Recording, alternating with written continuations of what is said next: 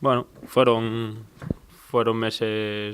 meses duros, pero bueno, tuve el apoyo de mi familia, de toda la gente que me rodea y bueno, sobre todo aquí de los compañeros y de los fisios que al final es con los que convivía cada día, sobre todo con fisios, médico y con la gente que está en el gimnasio de readaptadores y bueno, ellos saben que fueron momentos difíciles, pero gracias a ellos todo se llevó mucho mejor.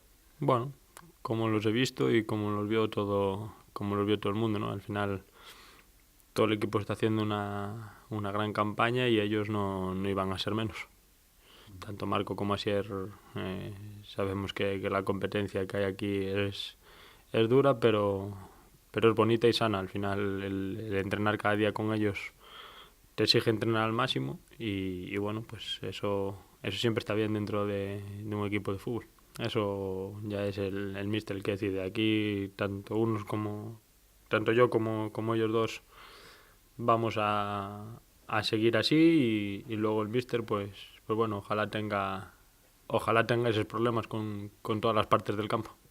Sí, pues agradecerle todo su apoyo, que bueno, siempre de agradecer sentir el cariño de la gente y bueno, darle muchas gracias a todos.